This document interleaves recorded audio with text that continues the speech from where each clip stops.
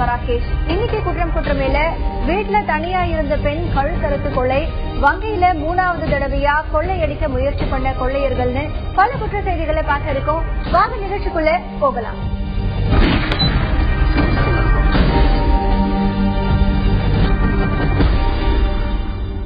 வருஷம் 10,000 3 வருஷம் 10,000 போட்டுருக்கிறோம். இது மாதிரி 5 பேர் போட்டுக்கிறோம். 5 பேர் கல்யாணத்துக்கு வச்சுக்கின்னு நாங்க 6 மாசமா நடக்கிறோம். காசு கொடுக்காம ஏமாத்துறாங்க. இவங்களை யாரு ஏமாத்துனதுன்னு இந்த நிகழ்ச்சியோட இறுதியில பாக்கலாம். அதுக்கு முன்னாடி பெண்ணை கழுத்தறுத்து கொன்ற செய்திய பாக்கலாம். வீட்டுல தனியா இருந்த பெண் கழுத்தறுத்து கொலை செய்யப்பட்டது தொடர்பா போலீசார் விசாரணையை நடத்திட்டு வராங்க. நெல்லை சமாதானபுரம் 5வது தெருவை சேர்ந்தவங்க விஜயா. இவங்களுடைய கணவர் பத்மநாபன் மும்பைல டிராவல்ஸ் நடத்திட்டு வராரு. விஜயா 2 பசங்களோட வசிச்சுட்டு வந்தாங்க. இந்த நிலையில நேத்து விஜயா மர்மமான முறையில கழுத்தறுத்து நிர்வாணமான நிலையில சடலமா கிடந்தாங்க. இத பத்தி போலீசுக்கு தகவல் கொடுத்தாங்க. சம்பவ இடத்துக்கு வந்த போலீசார் விசாரணை நடத்தினாங்க. விஜயாவை யாரு கொலை பண்ணது, எதுக்காக கொலை பண்ணதுன்னு விசாரணை நடந்துட்டு வருது.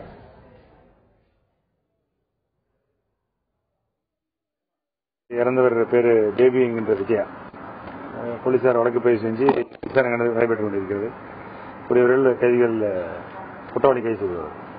சினிமா பட பாணியில முகத்துல பிளாஸ்டிக் டேப் குத்தி திருச்சியில பெண் டாக்டர் கொலை செய்யப்பட்டது தொடர்பா போலீசார் பல்வேறு கோணத்துல விசாரணையை நடத்திட்டு வராங்க. திருச்சி சமயபுரம் டோல்கேட் மாருதி நகரை சேர்ந்தவங்க ஜூலியட் மேரி. சித்த மருத்துவரான இவங்க தனியார் மருத்துவமனையில வேலை பார்த்துட்டு வந்தாங்க. கணவனை இழந்த ஜூலியட் மேரிக்கு ஜோஸ்வான்னு ஒரு பையன் இருக்காரு. பெங்களூர்ல இருக்கிற ஐடி கம்பெனில ஜோஸ்வா வேலை பார்த்துட்டு வந்தாரு. குடும்ப தகராறுல மனைவியை பிரிஞ்ச இவரு அம்மா ஜூலியட் மேரியோட வசிச்சுட்டு வந்தாரு. இந்த நிலையில ஜூலியட் மேரி மர்மமான முறையில இறந்து கிடந்தாங்க. அது எப்படின்னா, சினிமா படத்துல வர மாதிரி முகம் முழுவதும் பிளாஸ்டிக் டேப் ரோலால சுத்தி தலையணை வச்சு அமுக்கி யாரோ இவங்களை கொலை பண்ணிருக்காங்க. இவங்க வீட்டுக்கு வெளியே பிளாஸ்டிக் கையுறைகள் கிடந்திருக்கு. இந்த கொலையை பத்தி போலீசார் விசாரணை நடத்திட்டு வர்றாங்க. இதுல பல தகவல் கிடைச்சிருக்கு. அதாவது மேரியோட மகன் ஜோஸ்வா தான் போதை பழக்கத்துக்கு அடிமையாகி இருக்காரு. அடிக்கடி பணம் கேட்டு அம்மா மேரிய அவர் தொந்தரவு பண்ணதா சொல்றாங்க. கொலை செய்யப்படுறதுக்கு முன்னாடி மேரியோட வீட்டுக்கு யாரோ அடையாளம் தெரியாத நபர்கள் கார்ல வந்திருக்காங்க. மேரியோட அவங்க சண்டை போட்டதாகவும் சொல்றாங்க. இது போலீசாருக்கு பல சந்தேகத்தை எழுப்பி இருக்கு. மேரியோட வீட்டுக்கு வந்துட்டு போன அந்த நபர்கள் யாரு, எதுக்காக இவங்க கொலை செய்யப்பட்டாங்கன்னு போலீசார் விசாரணை நடத்திட்டு வராங்க. மேரியோட மகன் ஜோஸ்வா மேல போலீசாருக்கு கொஞ்சம் சந்தேகம் வந்திருக்கு. இந்த கோணத்திலையும் விசாரணை நடத்திட்டு வராங்க. மனநலம் பாதித்த இளம் பெண்ணை பாலியல் பலாத்காரம் பண்ணதா சொல்லி ஒருத்தர் கைது செய்யப்பட்டிருக்காரு. சேலம் மாவட்டம் ஓமலூர் அடுத்த கேமோரூர் பகுதியை சேர்ந்தவர் சிவாஜி. இவருடைய மகள் மனநலம் பாதிக்கப்பட்டவங்க. இவங்க வீட்டுல தனியா இருந்தப்போ மகாலிங்கம் அப்படிங்கிறவரு பலாத்காரம் பண்ணதா சொல்றாங்க. அவரை அக்கம் பக்கத்துல இருக்கிறவங்க பிடிச்சு போலீஸ் கிட்ட ஒப்படைச்சிருக்காங்க.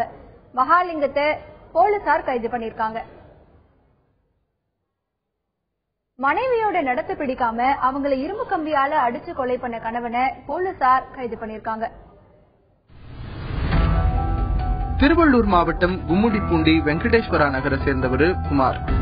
இவருக்கு அமுதாங்கிற மனைவியும் 2 பசங்களும் இருக்காங்க. மனைவி அமுதாவோட நடத்தை பிடிக்காம அவரை விட்டு பிரிஞ்சு 2 பசங்களோட குமார் தனியா வாழ்ந்துட்டு வராரு. இந்த நிலையில அமுதா மர்மமான முறையில இறந்து கிடந்தாங்க. இத பத்தி போலீசார் விசாரணை நடத்தினாங்க. அப்பதான் அமுதாவை கொலை செஞ்சது அவரோட கணவர் குமார்னு தெரிய வந்திருக்கு. அவரை பிடிச்சு போலீசார் விசாரணை நடத்தினாங்க. அப்ப தன்னோட மனைவி அமுதாவுக்கு சிலரோட தகாத உறவு இருக்கிறதா சொல்லியிருக்காரு. இது தெரிஞ்சதுனால தன்னோட நண்பன் வெங்கடேஷர் கூட கூட்டிக்கிட்டு அமுதா வீட்டுக்கு போய் அவரை இரும்பு கம்பியால அடிச்சு கொலை பண்ணதா சொல்லியிருக்காரு. மனைவிய இரும்பு கம்பியால அடிச்சு கணவன் கொலை பண்ண செய்திய பார்த்தோம். இந்த மாதிரியான சம்பவங்கள் இப்போ அதிகமாவே நடந்துட்டு இருக்கு. சமீப காலமா குடும்ப தகராறுல மனைவிய கணவன் அடிச்சு கொள்ற சம்பவங்களும் அதிகரிச்சுட்டு தான் வருது. அப்போ இதுக்கு என்ன மாதிரியான காரணங்கள் உளவியல் ரீதியா இருக்கலாம் அப்படிங்கறத இன்னைக்கு உளவியல் உலகம் பகுதியில பார்க்கலாம்.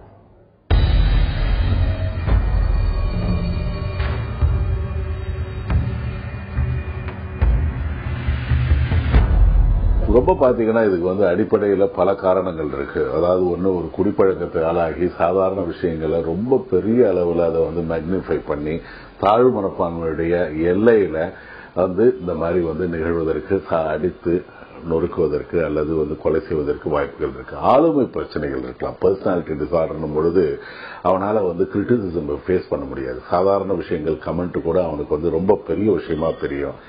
மூணாவது, அனாவசியமான சந்தேகங்கள். தன்னுடைய மனைவி இன்னொருத்தரோட தொடர்பு இருக்கிறது அப்படின்ற ஒரு சந்தேக மனப்பான்மையில பாரனாய்ட் டிசார்டர் நாங்க சொல்லுவோம், அல்லது பாரனாய்ட் ஸ்கிசோஃப்ரெனியான்னு சொல்லலாம். மனம் பிறழ்ந்த நிலையில், நம்பிக்கை இல்லாத நிலையில், சந்தேகத்துடைய உச்சத்துல காதுகள்ல குரல் கேட்கும் பொழுது மனநோயின் அடிப்படையில கூட இருக்கலாம்.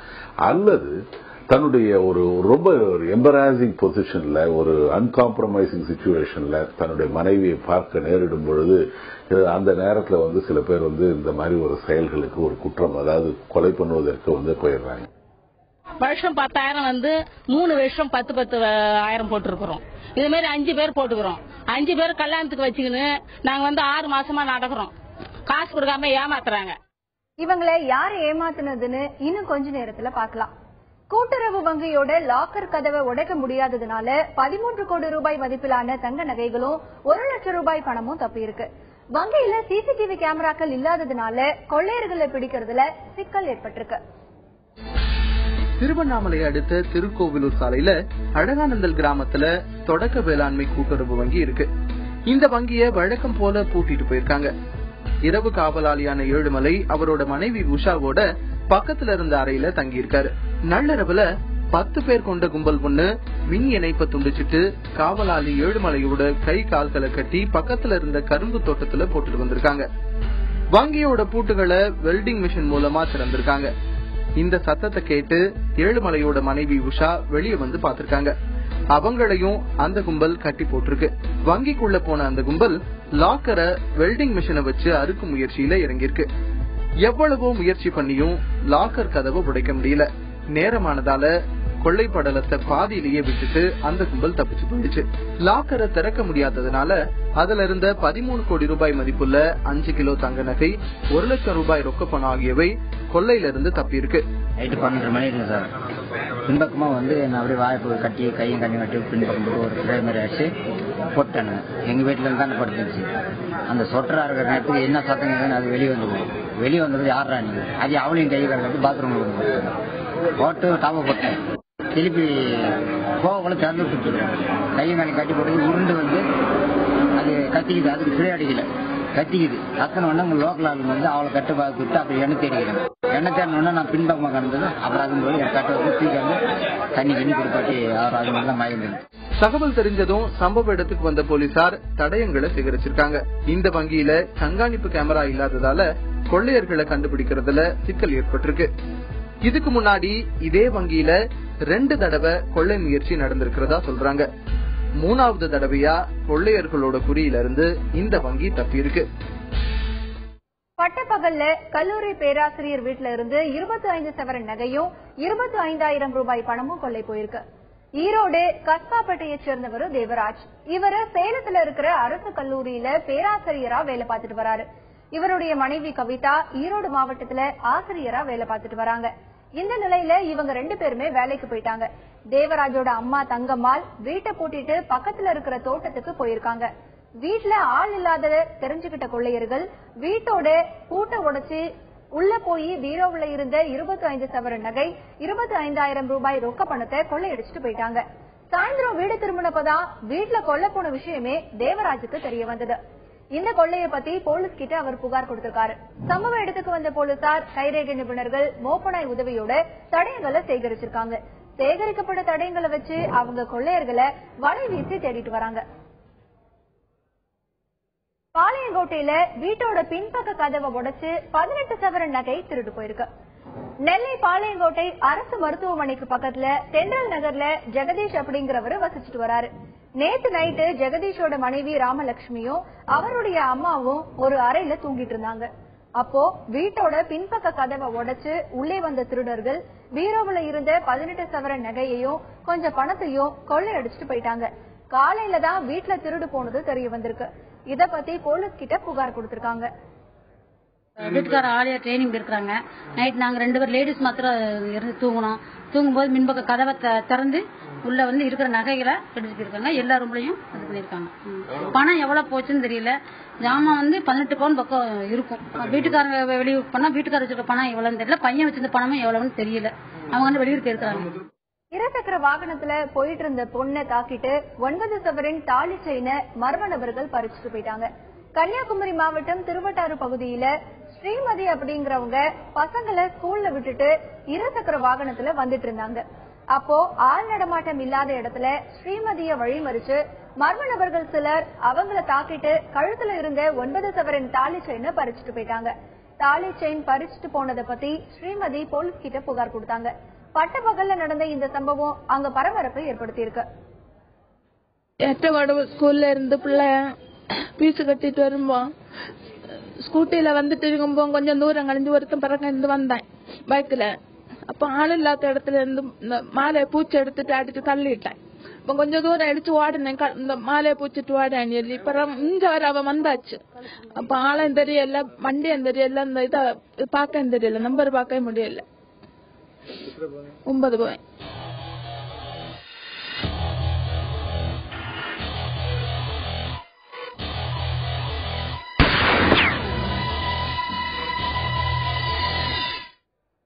விழுப்புரத்துல நடக்கிற குற்ற செயல்களை பத்தி வாட்ஸ்அப் SMS மூலம் புகார் அளிக்கணும்னு மாவட்ட காவல்துறை கண்காணிப்பாளர் விக்ரம் சொல்லியிருக்காரு. புகார் சொல்றவங்களோட விவரங்கள் பாதுகாக்கப்படும்னு அவர் சொல்லியிருக்காரு. விழுப்புரம் மாவட்டத்தில் இன்டெலிஜென்ஸ் கலெக்ஷன், அதாவது நுண்ணறிவு சேகரிப்புக்கு ஏதுவாக பொதுமக்கள் அவங்களுடைய ஸ்மார்ட் போன்கள்ல இருந்து வாட்ஸ்அப், டெலிகிராம், வைபர் போன்ற ஆண்ட்ராய்டு அப்ளிகேஷன்ஸ் மூலமாக 9655440092 96 55 44 0092 என்ற எண்ணுக்கு அவங்க வசதிக்கேற்ப போட்டோ, வீடியோ அல்லது SMS மூலியமாக தகவல்களை பரிமாறலாம். இதன் மூலமாக வரக்கூடிய மெசேஜஸ் யார் அனுப்புனாங்கன்ற விவரம் சீக்கிரட்டா பாதுகாக்கப்படும். அதே மாதிரி இதற்கான நடவடிக்கை துரிதமாக இருக்கும். எந்த விதமான எனி இல்லீகல் ஆக்டிவிட்டிஸ் அல்லது அவங்களுக்கு என்ன ஏதாவது இஷ்யூஸ், டிராபிக் ஆக்சிடென்ட்ஸ் அல்லது டிராபிக் நெரிசல்கள், இப்படி போலீஸ் சம்பந்தப்பட்ட எந்த ஒரு தகவலையும் அவங்க தங்குதடை இல்லாம வரும். பேருந்து நிறுத்தத்துல பிச்சை எடுத்துட்டு இருந்த வட மாநில பெண்கள் கிட்ட சில்மிஷத்துல ஈடுபட்ட போலீஸ்காரர் சஸ்பெண்ட் செய்யப்பட்டிருக்காரு. ஹோசூர் பேருந்து நிறுத்தத்துல ராஜஸ்தானை சேர்ந்த ரோஷினி, கமலேஷி, சிறுமி கங்கா இவங்க 3 பேரும் பிச்சை எடுத்துட்டு இருந்திருக்காங்க. அப்போ அங்க வந்த போலீசார் 2 பேரு அவங்கள கண்டிச்சு பக்கத்துல இருந்த காவல் கட்டுப்பாட்டு அறைக்கு கூட்டிட்டு போயிருக்காங்க. அங்க போலீசார் அந்த வட மாநில பெண்கள் கிட்ட சில்மிஷத்துல ஈடுபட்டதா சொல்றாங்க. இத பத்தி பாதிக்கப்பட்ட பெண்கள் புகார் கொடுத்தாங்க. விசாரணையில முதன்மை காவலர் வடிவேல் சில்மிஷம் பண்ணது தெரிய வந்தது. இதையடுத்து அவர் சஸ்பெண்ட் ஆயிருக்காரு. போலீஸ் நடந்த விதத்தை பற்றி பாதிக்கப்பட்ட வடமாநில பெண்கள் சொல்றதை கேட்கலாம். कल शाम को 3 बजे उधर तो बोलने लगे उधर पूरा ले जाओ, कपड़ा ऊपर करो. फिर हम बोले नहीं है ना, हम कपड़ा ऊपर नहीं करेगा ना, हम कपड़ा ऊपर नहीं करेगा. बोले नहीं कपड़ा ऊपर करो, हम कपड़ा ऊपर करो. पूरा ऐसा ऐसा ऐसा पूरा क्या हम बोले लगा हमारी जनानी बनेगा, एक बार हमारी जनानी बोलो. मैं बोला नहीं है ना, हम नहीं बनेगा. धीरे से जाके हम गेट खोल के भाग गया. हम 4 लड़के अंदर, पूरा 3000 रुपए रखा हमारा, पूरा सब कुछ पेपर थैली पूरा उधर रखा, रूम में रखा, पूरा रखा उधर बस स्टैंड के अंदर. शीशे में बंद किया, पूरा दरवाजा बंद कर लिया. एक आदमी इसके साथ है, एक पुलिस वाला, एक आदमी इसके साथ है. விசாரணை நடத்த 5000 ரூபாய் லஞ்சம் வாங்கிய போலீஸ்காரர் கையும் களவுமா பிடிபட்டிருக்காரு. வேலூர் மாவட்டம் விருதம்பட்டு காவல் நிலையத்துல பாலகணேசன் அப்படிங்கிறவரு புகார் கொடுத்திருக்காரு. அந்த காவல் நிலையத்துல சிறப்பு உதவி ஆய்வாளரா பழனி அப்படிங்கிறவரு இருக்காரு. புகார் தொடர்பா விசாரணை நடத்த பாலகணேசன் கிட்ட 5000 ரூபாய் லஞ்சமா பழனி கேட்டிருக்காரு. இத பத்தி லஞ்ச ஒழிப்பு போலீஸ் கிட்ட பாலகணேசன் சொன்னாரு. அவங்களோட அறிவுரையின்படி ரசாயனம் தடவிய நோட்டை போலீஸ்காரர் பழனி கிட்ட பாலகணேஷ் கொடுத்தாரு. அப்போ அங்க மறைஞ்சிருந்த லஞ்ச ஒழிப்பு போலீசார் பழனிய கையும் களவுமா பிடிச்சாங்க. போக்குவரத்து ஊழியருக்கு கடன் கொடுக்க 3000 ரூபாய் லஞ்சம் வாங்கிய கூட்டுறவு சங்க கணக்காளரை கைது செய்யப்பட்டிருக்காரு. திண்டுக்கல் அரசு போக்குவரத்து கழக டிரைவரான சக்திவேல் கூட்டுறவு சங்கத்துல 1 லட்சம் ரூபாய் கடன் கேட்டதா சொல்றாங்க. கடன் தராம சக்திவேல அலைக்கழிச்சு கூட்டுறவு கணக்காளர் கதிரேசன் லஞ்சமா 3200 ரூபாய் கேட்டிருக்காரு. இதையடுத்து லஞ்ச ஒழிப்பு போலீசார சக்திவேல் அணுகி இருக்காரு. அவங்க கொடுத்த ஆலோசனையின் பேர்ல ரசாயனம் தடவிய ரூபாய் நோட்டை கதிரேசன் கிட்ட சக்திவேல் கொடுத்திருக்காரு. அப்போ அங்க இருந்த லஞ்ச ஒழிப்பு போலீசார் கதிரேசனை கைது பண்ணாங்க. கள்ளக்காதலிய கொலை பண்ணவருக்கு ஆயுள் தண்டனை விதிச்சு நீதிமன்றம் பரபரப்பு தீர்ப்பு வழங்கியிருக்கு. திருச்சி ஸ்ரீரங்கம் பக்கத்துல இருக்கிற ஆலந்தூரை சேர்ந்தவர் மகாமணி. இவருக்கு லதான மனைவியும் 3 பசங்களும் இருக்காங்க. மகாமணியோட நண்பர் பாரதி அவரோட வீட்டுக்கு அடிக்கடி வந்துட்டு போயிருக்காரு. இதுல மகாமணியோட மனைவி லதாவிற்கும் பாரதிக்கும் பழக்கம் ஏற்பட்டிருக்கு. நாளடைவுல இந்த பழக்கம் கள்ளக்காதலா மாறி இருக்கு. இதுக்கப்புறம் கணவன் மகாமணி பசங்க 3 பேரையும் விட்டுட்டு பாரதியோட புதுக்கோட்டையில லதா தஞ்சம் அடைஞ்சிட்டாங்க. இந்த நிலையில 2011 வருஷம் லதாவுக்கும் பாரதிக்கும் தகராறு ஏற்பட்டிருக்கு. இதுல லதாவை பாரதி அடிச்சு கொலை பண்ணிட்டாரு. இது தொடர்பான வழக்கு புதுக்கோட்டை மகளிர் நீதிமன்றத்துல நடந்து வந்தது. குற்றவாளி பாரதிக்கு ஆயுள் தண்டனையும் 10,000 ரூபாய் சிறை தண்டனையும் விதிச்சு நீதிபதி பிச்சையம்மாள் தீர்ப்பு வழங்கியிருக்காங்க. நண்பனை கடத்தி கொலை பண்ண 3 பேருக்கு இரட்டை ஆயுள் தண்டனை விதிச்சு நீதிமன்றம் தீர்ப்பு வழங்கியிருக்கு. சேலம் அன்னதானப்பட்டியைச் சேர்ந்த ஆனந்தமுத்துவும் அவருடைய நண்பர்கள் ஸ்ரீனிவாசன், மணிகண்டன், விஜய் இவங்க மேல ஏராளமான கொலை வழக்குகள் நிலுவையில இருக்கு. இந்த நிலையில ஆனந்தமுத்துவுக்கும் அவருடைய நண்பர்களுக்கும் தகராறு ஏற்பட்டிருக்கு. இதுல ஆனந்தமுத்துவை அவருடைய நண்பர்கள் 3 பேரு கடத்தி கொலை பண்ணிட்டாங்க. இந்த வழக்கு விசாரிச்ச சேலம் கூடுதல் அமர்வு நீதிமன்றம் நண்பனை கொலை பண்ண ஸ்ரீனிவாசன், மணிகண்டன், விஜய் இவங்க 3 பேருக்கும் இரட்டை ஆயுள் தண்டனை விதிச்சு தீர்ப்பு வழங்கியிருக்கு. கொலை குற்றவாளிகள் 3 வெவ்வேறு கொலை குற்றங்களில் சம்பந்தப்பட்டவர்கள். இந்த கொலை செய்யப்பட்ட ஆனந்தமும் இந்த கொலை குற்றவாளிகளுடன் சம்பந்தப்பட்டவன். இவன் இந்த கொலை குற்றவாளிகள் 3 கோர்ட்டுக்கு வருவதும் இந்த ஆனந்தமுத்தை தனியாக கோர்ட்டு வருவதும் இந்த மற்ற 3 எதிரிகளுக்கும் பிடிக்கவில்லை. அதனால் ஆனந்தமுத்துவை கடத்தி சென்று மது வாங்கி கொடுத்து அண்ணன் எடப்பாடி ஏரியில் இவனை இரவோடு இரவாக கொலை செய்துவிட்டு அங்கேயே மறைத்து வைத்து விட்டார்கள். பின்னர் இந்த வழக்கு மணிகண்டன் தன்னை பிடித்து விடுவார்கள் என்று விஓவிடம் சரணடைந்து அன்னதானப்பட்டி காவல் நிலையத்தில் இது விசாரணை செய்யப்பட்டு பின்னர் இந்த வழக்கு 2வது கூடுதல் அமர்வு நீதிபதி நஜீமா பான் அவர்கள் விசாரணைக்கு வந்தது. இந்த நஜீமா பான் அவர்கள் விசாரணை செய்து இந்த வழக்கில் 3 எதிரிகளுக்கும் ஆயுள் தண்டனையும் இரட்டை ஆயுள் தண்டனையும் ரூ.3000 அபராதம் வைத்து தீர்ப்பளித்தார்கள். நிகழ்ச்சியோட தொடக்கத்துல பார்த்த பேட்டிக்கான செய்தியை இப்ப பார்க்கலாம். விழுப்புரத்துல இருக்கிற தனியார் நிதி நிறுவனம் ஒண்ணு சிறு சேமிப்பு அப்படிங்கிற பெயர்ல பல கோடி ரூபாய் மோசடி பண்ணதா புகார் எழுந்திருக்கு. இத பத்தி பாதிக்கப்பட்டவங்களே சொல்றாங்க, கேட்கலாம். பிஎஸ்சிஎல் ஆபீஸ்ல 5 வருஷமா இன்சூரன்ஸ் கட்டியிருந்தோம். வருஷம் 10,000 சொல்லிட்டு கட்டிருந்தோம். இன்னைக்கு திடீர்னு மெச்சூரிட்டி முடிஞ்ச உடனே மெச்சூரிட்டி முடிஞ்ச 6 மாசம் ஆகுது. இப்ப கேட்கும்போது இன்னும் ஒரு 6 மாசம் என்ன வாங்குறாங்க. இந்த 6 மாசம் திரும்பி 6 மாசம் கிடைக்குமா, 6 மாசம் கிடைக்குமான்னு எங்களால் சொல்ல முடியாது. மேனேஜர்லாம் வரணும்னு அவசியம் கிடையாது. நீங்க தகுந்த முதல்ல பதில் சொல்லனாக்கா நாங்க உங்களுக்கு பதில் சொல்லணும் அவசியம் கிடையாது. நீங்க வேணா போய் முதலாளி பாத்துங்க, நாங்க இங்க சம்பளத்துக்கு வந்தோம் அப்படின்னு கேட்டுட்டு இருக்கும்போது திரும்பி போலீஸ் கூப்பிட்டு அவங்க கூட்டாங்க. போலீஸ்காரங்க சொல்ற ஒரு தகுதியான இது கூட இவங்க சொல்ல மாட்டேங்கிறாங்க. மெச்சூரிட்டி அவங்க சொல்லும்போது கேஸ் நடக்குதுன்னு சொல்லி போலீஸ்காரங்க சொல்லி தான் எங்களுக்கு தெரியும். கேஸ் நடக்குதுன்ற வார்த்தை மக்கள்கிட்ட யார்ட்டும் சொல்ல. இதே மாதிரி வர மக்களுக்கு வேலை செய்யற அதிகாரிங்க யாரும் தகுந்த பதில் சொல்றது கிடையாது. ஒவ்வொருத்தரும் ஒவ்வொரு டேபிள்ல இருக்க ஒவ்வொரு அதிகாரியும் முரண்பாடாதான் பதில் சொல்றாங்க. கேட்கும் போது உங்களுக்கு நாங்க எந்த பதில் சொல்லணும் அவசியம் கிடையாது. நீ வேணா எங்க முதலாளி பாத்துக்க. நாங்க எந்த முதலாளி இது கண்ணால பார்த்தது கிடையாது. வருஷம் 10,000 3 வருஷம் 10,000 போட்டிருக்கிறோம். இது மாதிரி 5 பேர் போட்டுக்கிறோம்.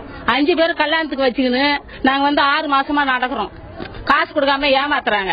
நாங்க கஞ்சிக்கு இல்லாம கஷ்டப்பட்டு களை வெட்டி சோள பிச்சு மண் தட்டு தூக்கி எவ்வளவு நாங்க வேதனை கஷ்டப்பட்டு கல்லு காலில் போட்டுன்னு வேதனை பட்டுன்னு இந்த பணத்தை கொண்டாந்து நாங்க கட்டணும்.